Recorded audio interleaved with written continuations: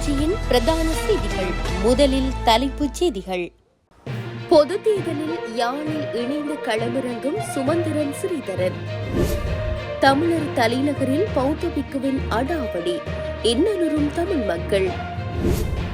உயிரிழந்த மகனின் சாதாரண தர பெறுபேற்றை பார்த்து வேதனையில் மரணித்த தந்தை. அதிகரித்துள்ள போர் பதற்றம், லெபனானில் உள்ள கனேடியர்களிடம் ட்ரூடோ விடுத்துள்ள கோரிக்கை. தொடர்பான விரிவான செய்திகள். நடைபெறவுள்ள பொதுத் தேர்தலில் யாழ்ப்பாணத்தில் இலங்கை தமிழரசு கட்சி சார்பில் முன்னாள் நாடாளுமன்ற உறுப்பினர்களான எம். சுமந்திரனும் ஸ்ரீதரனும் போட்டியிட உள்ளதாக அறிவிக்கப்பட்டுள்ளது. வவுனியாவில் நேற்று இடம்பெற்ற இலங்கை தமிழரசு கட்சியின் வேட்பாளர் தெரிவுக்குழு கூட்டத்தின் பின் ஊடகங்களுக்கு கருத்து தெரிவித்த போது தமிழரசு கட்சியின் ஊடக பேச்சாளரான எம். சுமந்திரன் இந்த விடயம் தொடர்பில் குறிப்பிட்டுள்ளார். இதன்போது அவர் மேலும் தெரிவிக்கையில், திருகோணமலை மற்றும் அம்பாறையில் தமிழரசுக் கட்சி சின்னத்தில் போட்டியிட ஏனைய கட்சிகளுடன் பேச்சுவார்த்தைகள் நடைபெறுவதுடன் நானும் ஸ்ரீதரனும் யாழில் போட்டியிடுவோம். அத்துடன் எமது கட்சியில் போட்டியிட பெண்களுக்கு அழைப்பு விடுக்கின்றோம். மத்திய குழுவால் தெரிவு செய்யப்பட்ட வேட்பாளர் தெரிவுக்குழு கூட்டம் நடைபெற்றது. 11 பேர் அதில் கலந்து கொண்டோம். இதன்போது வேட்பாளர் நியமனம் தொடர்பாக மாவட்ட ரீதியாக கலந்துரையாடினோம். எந்தவொரு மாவட்டத்தினதும் இறுதி முடிவு எட்டப்படவில்லை. அதனால் தெரிவுக்குழு கூட்டம் தொடர்ந்தும் நாளைய தினமும் இடம்பெறும்.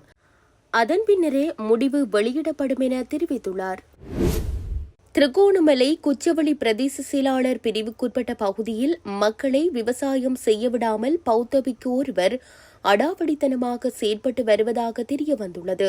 திரியாய் விவசாய சம்மேளனத்திற்குட்பட்ட வளத்தாமலை பகுதியில் உள்ள தனது காணியில் மானாவரி பெரும்போக நெற்செய்கைக்காக உளவு பணியில் ஈடுபட்டுக் கொண்டிருந்த போது அங்கு வருகை தந்த சப்தநாக விகாரியின் விகாராதிபதி தடுத்து நிறுத்தியதாக குச்சவெளி காவல் நிலையத்தில் புல்மோட்டியைச் சேர்ந்த புகாரி என்பவரால் முறைப்பாடு செய்யப்பட்டுள்ளது.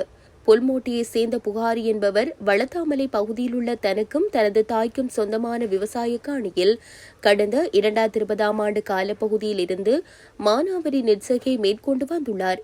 இந்த நிலையில் கடந்த 2022ஆம் ஆண்டு காலத்திலிருந்து குறித்த பௌத்த பிக்கு விவசாயம் செய்ய விடாமல் தடுத்ததாகவும் இதற்கெதிராக நீதிமன்ற தடை உத்தரவு பெற்று விவசாயம் மேற்கொண்டு வருவதாகவும் மத்திய நீதிமன்ற தீர்ப்பு வழங்கப்பட்ட காணிக்குள் கற்களை போட்டு விவசாயம் செய்ய விடாமல் தடுத்து வருவதாகவும் புகாரி தெரிவித்துள்ளார். அத்துடன் வெள்ளத்தாமலை பகுதியில் இருக்கின்ற திரியாயை சேர்ந்த தமிழ் மக்களுடைய உறுதி மற்றும் அனுமதி பத்திர காணிகளை பௌத்த பிக்கு வலுக்கட்டாயமாக பிடித்து பதவி ஸ்ரீபுர பகுதியில் இருக்கின்ற சிங்களவர்களுக்கு குத்தகைக்கு வழங்கி வருவதாகவும் இதனால் தமிழ் மக்கள் விவசாயம் மேற்கொள்வதற்கு காணியில்லை என்றும் அவர் குற்றம் சாட்டியுள்ளார். இதேவேளை யுத்தத்தால் இடம்பெயர்ந்து பின்னர் மீள குடியமர்ந்துள்ள தமிழ் மக்கள் தங்கள் காணியில் விவசாயம் மேற்கொள்ள வரும்போது பூஜா பூமி என கூறிவிடுகின்றார்கள் எனவும் முறைப்பாட்டாளர் புகாரி மேலும் தெரிவித்துள்ளார். விபத்தில் உயிரிழந்த தனது மகனின் சிறந்த சாதாரண தர பெறுபேற்றை பார்த்து வேதனையடைந்த தந்தையொருவர் மாரடைப்பினால் உயிரிழந்துள்ளார்.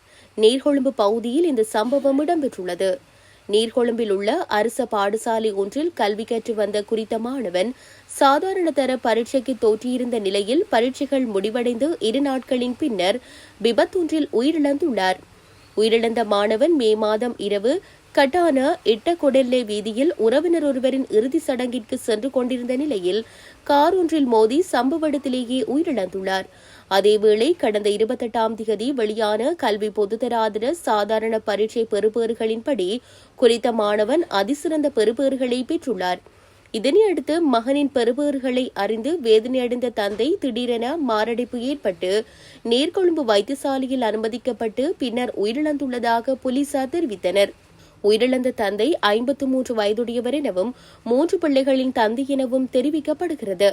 இந்த நிலையில் பரீட்சை பெறுபேறுகள் வெளியான பின்னர் மகனுக்கு அதிசிறந்த பெறுபேறுகள் கிடைத்துள்ளதை அறிந்த தந்தை தனது மகன் உயிருடன் இல்லை என்பதை நினைத்து மிகுந்த மனவேதனையில் இருந்ததாக தெரிவிக்கப்படுகின்றது.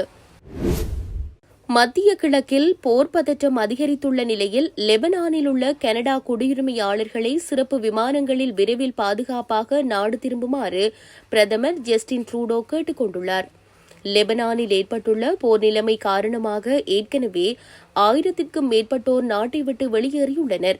எனினும் லெபனானில் இன்னும் 6000 பேர் காத்திருப்பதாகவும் வார இறுதியில் மேலும் 2500 பேரை தொடர்பு கொள்ளும் முயற்சிகள் நடைபெறுவதாகவும் ட்ரூடோவின் அலுவலகம் வட்டாரங்கள் தெரிவித்துள்ளன. எனவே இன்றும் நாளையும் சிறப்பு விமானங்கள் ஏற்பாடு செய்யப்பட்டுள்ளதாக கூறப்படுகின்றது. மேலும் கனடா விமானங்களில் பயண ஆசனங்கள் மீதமிருப்பதால் ஆஸ்திரேலியா, நியூசிலாந்து, அமெரிக்கா மற்றும் சில ஐரோப்பிய நாடுகளின் குடியுரிமையாளர்களுக்கும் கனடா செல்ல வாய்ப்பு வழங்கப்பட்டுள்ளதாக கூறப்படுகிறது. இஸ்ரேல் லெபனானின் ஹிஸ்புல்லா அமைப்புடன் மீண்டும் தீவிரமாக மோதல்களை நடத்தி வருகிறது. இதனால் பாதுகாப்பு சூழல் மோசமடைந்துள்ளமை குறிப்பிடத்தக்கது.